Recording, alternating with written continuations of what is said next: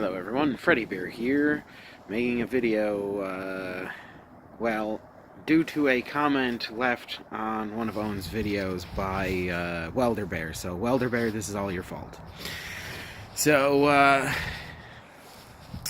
Owen's been, talking a lot about the moon, and the moon landing, and how we didn't land on the moon.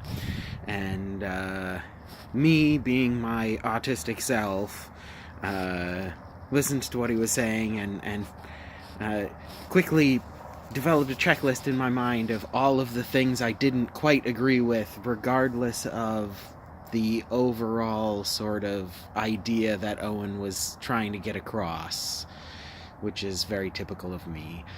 So I made a PayPal to Owen to let him know, which he read out on the stream, and definitely reacted to. And so I just wanted to clarify a few things. I commented on another video with a bit more sort of explanation of what I was thinking. But anyways, let's just jump right into it. So, did we land on the moon? Well, if you use the burden of proof of beyond reasonable doubt, then you cannot say that we landed on the moon, but you also can't say we didn't land on the moon, because there is not enough proof beyond a reasonable doubt in either direction. So if your burden is beyond reasonable doubt, then you can't make a solid conclusion either way, in which case we're left with, for example, preponderance of evidence, which is what my conclusion is more or less based upon. And preponderance of evidence with something like this, there is so much evidence that where you tend to put your focus is really going to determine sort of what side of the thing you come down on. Regardless of what side of the thing you come down on, I have no problems with Owen saying that we didn't land on the moon. And the reaction he has gotten from people has been just mind-boggling, and I'm really just disgusted by everyone who's just been calling him an idiot and all of these other things. And I, in my PayPal that I sent, was just trying to type it up as fast as I can, because I needed to get it done before the stream ended, because otherwise Owen wouldn't have read it. And so one of the things I said was that I don't think you're an idiot, which was totally the wrong way to phrase the idea I was trying to get across, which was that, you know, the people who are doing this are really pissing me off, and I disagree with them. And so the PayPal I sent the following day was much better, when I said basically that, you know, the people calling you an idiot are really pissing me off. Because saying, I don't think you're an idiot, makes the person you're talking to the subject of the sentence, and, you know, has the potential to change the meaning of what I was trying to get across. But beyond that, so if we're talking about, you know, the moon landing, one of the things Owen brought up when he was talking about Roswell, and that really got me thinking of just sort of like a really good way to look at the moon landing is that, you know, regardless of, you know, what objective things took place, it's very clear that, you know, the moon landing was Roswell, as in, we know that the government lied about stuff, but they lied about so much stuff that it's really hard to sort of pick apart exactly what it is they were lying about and what it is that actually happened. So I think it's safe to say that the U.S. government Roswelled the moon landing, as in, you know, it's tough to say what actually really did happen. As far as what could have happened, the science, oh god, that's such a dumb phrase, but anyways, so let's just kind of jump into a couple things. So for one thing, we've got radiation, and radiation, you know, comes in a couple of different types. There's, you know, actual particles, like, you know, protons and ions and things. And then there's the EM. Let's see, there's particles, EM. There's 4 of them, and I can't think of all of them off the top of my head, but it's important to distinguish between the particles and the EM, because, like, for example, particles are what gets trapped inside the Van Allen belt. It's basically this big cloud of trapped charged particles, and so, EM, it depends on the wavelength of the EM and the energy level, on how well it goes through different things. But you can actually look up how opaque or transparent various different mediums are to the different frequencies of EM radiation. For example, a lot of the radio frequencies of EM radiation go through the atmosphere fairly well. The atmosphere is fairly transparent to those wavelengths. And so you've got the Van Allen belt. It captures charged particles, and basically forms a bubble around the Earth, so that any major amounts of those charged particles coming at us from the sun get blocked. And so when you're talking about leaving the belt, you actually are talking about 2 separate phenomena. One, you're talking about the belt itself and the charged particles trapped within it. And as far as that goes, it's not as dangerous as people make it out to be. James Van Allen, the man who originally discovered them, was saying that the belts themselves, and the dangers that the charged particles trapped within them constitute, in order to get a lethal dose, you would have to spend a week inside the densest part of the belt. So spending a few hours zipping through the outer edges of the belt, because the belt it's not uniform. It has parts that are more dense and parts that are less dense, so it's not uniform throughout. So spending a couple hours zipping through the belt itself is not terribly dangerous. However, the second part of the Van Allen belt equation, if you will, is the fact that once you're outside the belt is no longer protecting you. So any radiation that is or is not there, you have no protection from the Van Allen belt. So if you have someone talking to you about how dangerous it is to travel through the Van Allen belt, they're actually talking about 2 separate phenomena. And they're mostly talking about the second one. The first one, as long as you're not spending a week inside the densest part of the belt, you're fine. The charged particles trapped in it aren't really going to do you that much damage. But once you're outside of it, you are at the mercies of basically just solar weather, because the radiation coming off the sun is not uniform. It fluctuates. And so the what's sort of like the norm outside of the belt isn't really super hazardous to people. Like the nominal level of radiation outside of the Van Allen belt is not fatal to people. However, any fluctuations, any spikes in the amount of radiation, you have no protection. You're going to get hit by it, and if it's a big enough hit, you're dead. And so if you've got, for example, NASA saying, it's this insurmountable obstacle, I would assume what they're referring to is the fact that they don't want to deal with the PR nightmare that would occur if that, I don't know what the actual odds are of getting hit with a lethal burst outside of the belt, but whatever they are, you're playing Russian roulette with the sun once you're outside the Van Allen belt. Now, if you were sending a manned mission to the moon, and you couldn't shield the astronauts from that, you'd just be playing Russian roulette with the moon. You'd run the odds and be like, yes or no. And if you were willing to take the odds that you had, you could fly to the moon and just take your chances. Most likely you'd be fine. But if that, freak burst comes along, everybody in that space capsule is just basically walking corpses. I don't think it would be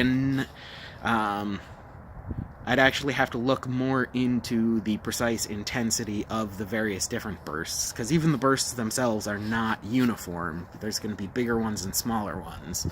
So it's entirely possible you could get hit by one and you wouldn't die for a week. Regardless, once you're outside the belt, you're playing Russian roulette with the sun. If you're willing to take the odds, you can fly around all you want. It's not going to kill you. Unless you happen to come up on, bingo on the Russian roulette. So that's sort of the whole, can we or can't we leave the Van Allen belt? It's, the answer is, if you're feeling lucky, yes, you can. So you can travel outside the Van Allen belt without anything more than, just an aluminum-skinned craft, and probably survive. So, that's that. Something far more important when we're talking about space travel is Delta V, which is basically how you calculate whether or not you can get to where you want to go. I believe Delta V is change in velocity. Regardless, it's basically just how much speeding up and slowing down do you need in order to get from point A to point B. And Delta V is the key to space travel. If you have enough Delta V, you can go wherever you want. Unfortunately, Delta V is insanely expensive. And unlike, technological advances where you can, build efficiency, even at 100% efficiency on Delta V, it's still insanely expensive. Like, even if we could build, physically impossible rockets that had 100% thrust efficiency, you still have to pay for the Delta V. So, Delta V isn't free. And it's also a problem of diminishing returns. So the bigger the rocket you build, the more payload you can take up, but you get diminishing returns on that payload size. And I'm not very steady with a camera, but so you're just going to have to deal with that. If it bothers you that much, just close your eyes and pretend it's a podcast. Welder Bear, this is all your fault. Anyway, so Delta V. Delta V is the key to space travel. You got enough Delta V, you can go wherever you want. And most of your Delta V, you're burning just getting outside of the Earth's atmosphere. And once you're in space, you can move around a lot more efficiency. Regardless of that, though, as far as, going to the moon, it's very, very expensive Delta V, because you need the Delta V to get out to the moon, to get into orbit once you're at the moon, to land on the moon, to take off from the moon, to get out of lunar orbit and back into Earth orbit. And that is a crazy amount of Delta V. And it's the round trip that kills you, too, because you basically need twice as much, than you would otherwise need to just send something there and not worry about it. And so the math on Delta V is pretty straightforward. You can, run the calculation and just be like, okay, you need this much you need this much Delta V to move this much material, this far, and, get it back. So, that's why it's insanely expensive to go to the moon, and it's never, ever going to get cheaper, because you have to pay that Delta V. And, there's... Obviously, you can make the argument, and let me clarify something. I'm not saying it's too expensive to go to the moon. It's not too expensive to go to the moon. It's just expensive. And anyone willing to pay the bill can go there. And so I don't have any sort of counter to the argument of, like, well, why hasn't the U.S. spent the money that we have on doing that? Because we, deficit spend to the moon, as it were. Like, we have no concerns about spending insane amounts of money. So why not spend some of that to go back to the moon? I have no answer for that. But as far as whether or not it could be done, as long as you have the Delta V, you can get there, you can get back. And so, like, if you compare the cost in Delta V to put a satellite in Earth orbit versus to move a person to the moon, land them, get them back off the moon, and back to Earth, it's, pardon the phrase, astronomical. It's... And also the Delta V brings in the whole thing of, that this whole talk about, oh, well, we don't have the technology to go back to the moon, blah, blah, blah. We have the technology to go back to the moon. It's just, you have to build a very different rocket to go to the moon than you would use to put stuff into Earth orbit. So if you're building a rocket to go to the moon, you're building it to go to the moon. You can't use that rocket. Well, you could use that rocket to put stuff into orbit, but it wouldn't be nearly as efficient, because you would have so much more Delta V than you would actually need, that it would make far more sense to build, 14 smaller rockets to put satellites into orbit than to build one rocket to send, I think the total payload was somewhere between 1 and 200 tons for the Apollo missions. I might have that totally wrong. I'm not 100% certain. But anyways, so, like, if you want to go to a moon, you have to build a moon rocket. You can't just take the rockets we use now to launch satellites and send somebody to the moon on one of those. Because you need something the size of a Saturn V rocket, which is apparently what Elon Musk is designing for his planned trip in 2023. And so, like, all of the technology exists. It's just a matter of applying it. Like, it's there. We didn't lose the technology. It's just nobody's building rockets that big, because it would only be useful for going to the moon. You couldn't build a moon rocket and then sell it to Virgin Mobile to launch communication satellites. It would be, cost, insane to do that.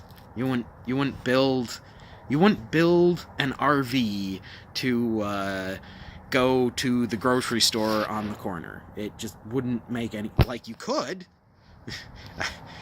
You could use an RV to drive 3 blocks to the grocery store, but it would probably make more sense to just, use a bicycle. So, I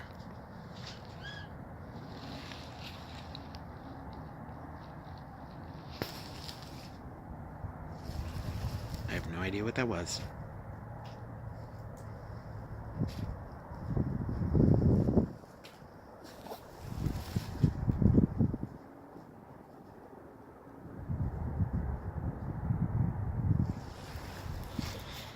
I don't know. I guess I can edit that out later or something. Or probably not. I'm lazy. I probably won't edit this video at all. I'll probably just take it right off my phone and post it to YouTube, because I'm just crazy like that. So, we have the technology to build a moon rocket. We have all the technology to build a moon rocket. It's the expensive part of building a moon rocket is literally just the Delta V. You have to build a moon rocket with enough Delta V to get you to the moon and back. Just pure and simple Delta V.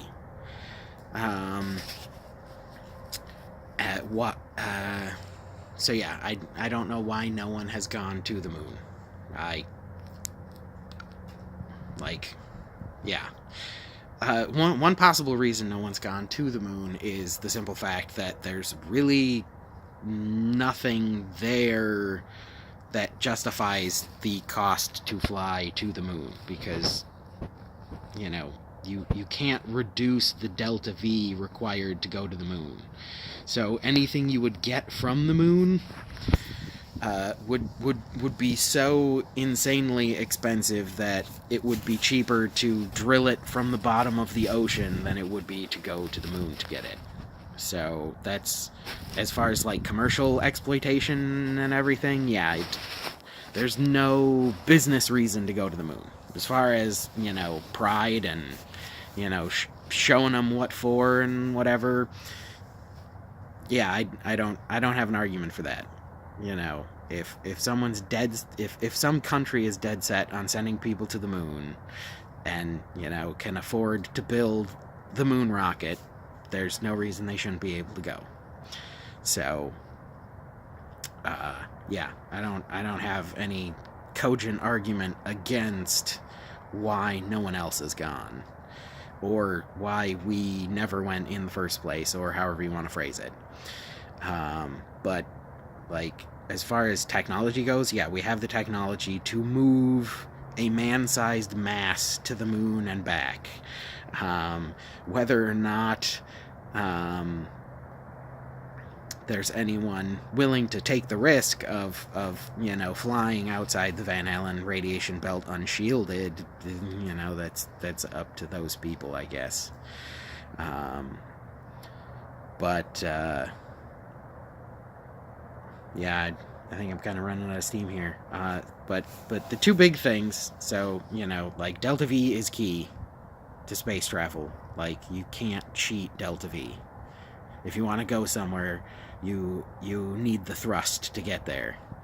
And as far as, the, radiation out in space, it's, once you're outside the Van Allen belt, you're playing Russian roulette. So if you're willing to sacrifice nobody, like, if the idea of an entire spacecraft filled with people just getting gone, everybody dead, if you can't stomach that, then you're not going to ever send anybody outside the Van Allen belts, because we don't have the technology yet to predict solar weather to the point of being able to say, okay, we've got a window here where you'll be able to, shoot around the moon and back, no problems.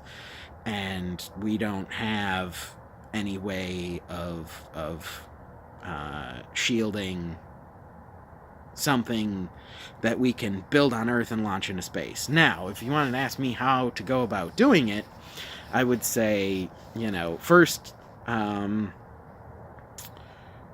If you want to explore space, the first thing to do is to go and find a giant chunk of ice floating in a near Earth orbit, and build dozens of tiny little electrolysis drones that you could send to a giant ball of ice and process the water into rocket fuel, and basically have all of your little drones capture an ice asteroid and move it into Earth orbit, so that you would have insanely cheap fuel ready to go in Earth orbit, because that would cut out a huge portion of the cost of moving stuff around in our local astro neighborhood. And then once you've got a steady source of fuel, I would say your best bet for any sort of craft that needs to travel around outside of the Van Allen belts, once you have a large enough, basically like fuel depot, you could afford to move around more massive things. And the cheapest solution would be to just, find rocky asteroids, because rocks are free as long as you have the fuel to move them around. So if you need cheap shielding and you have plenty of fuel, you could just use rock. And if you pile enough feet of rock around something, it'll shield you from, just about anything. And, you can just keep piling it on until you have enough on there to protect you from, whatever the maximum danger situation that you expect to encounter is. So, that would be my advice if you want to travel around safely outside of the Van Allen belts. Is just solve the fuel problem first. Find some ice asteroids. Send little drones out to them that have the ability to deploy solar panels and convert water into oxygen, hydrogen, along with basically like portable engines that you could mount onto the asteroid, and then you can just let the asteroid move itself, because you can just process the asteroid itself into fuel, which you can use to alter its trajectory to get it wherever you want it to go. And once you have the fuel problem solved, then space basically just kind of opens up, because suddenly the biggest cost that you have to deal with is mitigated. Obviously, whatever you spend on the drones and whatever you spend getting the drones into space, is ultimately going to become part of the cost of that fuel. So if you do a really shitty job of building those drones and launching them into space, you might actually end up not any better off if you're inefficient enough that your ice asteroid is not any cheaper than just launching giant fuel tanks off of the Earth. Oh, one other thing about sort of like, do we have the technology to do this or that or whatever, and well, we can explore Antarctica and we can explore, way super far deep in the ocean. Why don't we have, rockets sending people into space all the time? And the reason for that is because all rockets are gigantic bombs. If you think that, a fully fueled airliner is dangerous, like, I mean, a 747, like, you have to do some pretty horrendous stuff to turn that into a fireball. Like, you really have to mangle that thing to get it to just, like, go off, into a giant fireball. Whereas rockets, they're basically just like giant bombs, and you get one tiny little thing that goes wrong, and that whole thing just explodes, like, gone. like nothing. Like, rocket fuel, a giant tank of rocket fuel sitting on top of a giant tank of oxidizer is just a bomb waiting to explode. Whereas, like jet engines, that fuel is just the fuel. There's no oxidizer. The oxidizer is the air you're sucking into the turbine. So you're getting your oxidizer from outside. I mean, I could be slightly wrong on that. There might be some blends of fuel that have some amount of oxidizer to get a more complete combustion. But I mean, like, you don't have your sole source of oxidation stacked right on top of your fuel. You do have some external source of oxidation, whereas rockets don't. You've got all the oxidizer you need to burn every last ounce of fuel you have sitting right on top of that fuel. And if anything happens that causes those two to come into contact where they're not supposed to, that rocket is gone. It's just gone. There's no way to, like, stop the, put out the fire or anything. Like with a jet, if it catches fire or whatever, they can spray it down and smother the flames and this, that, and the other. With a rocket, it's just vaporized, done. Like, you might be able to have some sort of ejection system to save the payload, but the rocket itself, gone. Poof. No more. And that's another thing, another important point with rockets, with why they're expensive, is because they do try to reuse as much as they can, but the simple fact is that it doesn't make any sense to save $10,000 to reuse a rocket instead of building a new one, since you have to go over that thing with such a fine-tooth comb to make sure there's no problems anywhere on it, that you might as well just build a new one. Like, the amount of effort you have to put into refurbishing a used rocket, it's not really a whole lot cheaper than building one brand new. And the reason you have to go through that process of refurbishing is because if there's any teeny tiny thing wrong anywhere on that rocket, it goes boom, gone, no more rocket. So, yeah, you saved $10,000 reusing that old rocket, but you just lost, $600,000 worth of payload that was sitting on top of that slightly used rocket that's now gone. Just giant fireball, charred mess on the launch pad. So those are just some of my thoughts on space travel. And like I said, if you're talking about beyond a reasonable doubt, there's no proof beyond reasonable doubt in either direction. Like, there's not enough proof beyond a reasonable doubt to say that we did or to say that we didn't.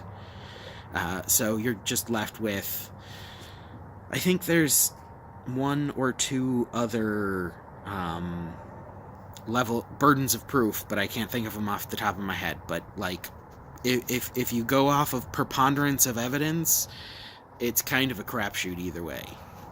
There's, you don't have that beyond a reasonable doubt proof, so you're just left with preponderance of evidence. And when you're left with preponderance of evidence, you can argue endlessly both ways, and have a solid foundation to work from, because you're just working off of preponderance of evidence. And you're going to focus on whatever evidence supports what you're trying to prove anyway, so your preponderance of evidence will almost always be whatever conclusion you already started with anyways. Another thing I wanted to touch on is telemetry data. There's not, there doesn't seem to be a whole lot of understanding of exactly what telemetry data is. And a telemetry tape, from any sort of mission is literally every readout from every machine, just getting sent, So one of the things I pointed out was, while the telemetry tapes for the Apollo 11 mission did include the television broadcast data from the landing, that was just a teeny tiny little, portion of the telemetry data. The overwhelming majority of telemetry data is, main bus A, 27.6 volts, The joke I made in my comment that I left was Michael Collins' nutsack temperature, 26.72 degrees, master alarm, would be a binary value. It'd be either a 0 or a 1. So if the master alarm wasn't going off, the master alarm telemetry data would just be a series of zeros. Master alarm 0, master alarm 0, master alarm 0, over and over and over and over again with a bunch of timestamps. And just, the raw output from, the navigational computer and everything like that, it's... without the context of what that data is, it would just be absolute gibberish. And it wouldn't actually prove anything, even if you had the tapes, because the tapes are just raw data. So there's no way to conclusively prove that the data on the telemetry tapes was genuine data and not just somebody running data onto a magnetic tape. So, like, what you can say about the missing telemetry tapes is that it's suspicious and it points to a human motivation, but it doesn't actually, like, prove anything from an engineering standpoint. Because even if you had the telemetry tapes, you'd really have no way of proving that the data on them was genuinely from, you know, where it's supposedly coming from. I mean, you would have on the telemetry tapes, you know, the raw feed from the navigational computer, which, if you took that as gospel, would certainly say, well, of course, it came from the moon because there's a clear sequence of position. Position is going to be made up of tons and tons and tons of different sensors. There's going to be accelerometers and radio, direction finder data, and all this other stuff that you could claim proves that where the data came from was a certain location in space. But you would have to first say that the data is reporting accurately in order to say that it proves that that thing happened. And so just saying that, oh, we found the telemetry tapes, oh my god, well, this proves everything, you just be like, well, no, it doesn't, because it's just data. And there's no way to say that that series of, ones and zeros or sine waves or whatever format the raw data is in is actually what it says it is. It's just data, and you can always fake data. So, I mean, honestly, if I were in charge of faking the moon landing, I would have like 30,000 copies of that telemetry data all over the place, because it would create a crystal clear path of, well, look at the, readouts from the accelerometers and the directional radio finders, and I mean, clearly, look, it's you read the data, it says that the object that sent this signal had to have followed this path, and so had to have been at this location. And, clearly, I mean, there's your evidence right there. But, there's no way to say, oh, there's no way to prove that the data isn't just falsified, because it's literally just the readouts from sensors and machines and devices and stuff. So if the machines can create a certain output, then you can duplicate that regardless of the circumstances, with some exception. But for the most part, that would be the easiest thing to fake, would be the telemetry tapes. So if I were going to fake the thing and I wanted to get away with it, then there would be, telemetry tapes all over the place. That being said,